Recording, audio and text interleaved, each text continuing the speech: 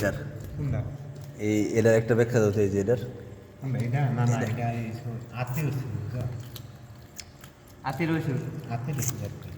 মনে করো এখন তোমার ঠান্ডা লাগছে অথবা জ্বর হয়েছে, তুমি একটা প্যারাসিটামল অথবা এই ফেনাডিন তুমি খুইলা প্যাকেট থেকে বার করে খুইলা গলা পেন লাগা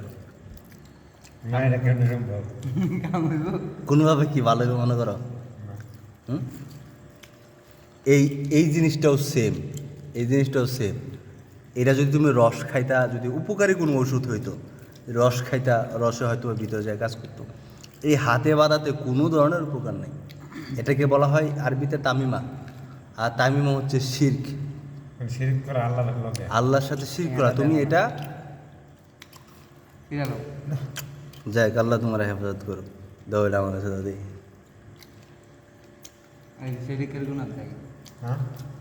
আল্লাহ তোমার কোনো কথা মাফ করে দেখ। এটা এমন ধরনের শিরক, এটা মুশরিক হয়ে মৃত্যুবরণ করতে হবে এটা যদি থাকে না।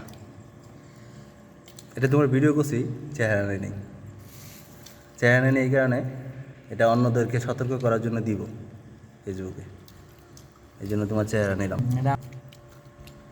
তবে এই এই এই ধরনের যত আছে, তুমি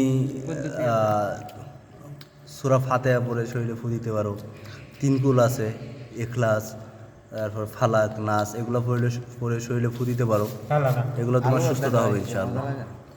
যাক।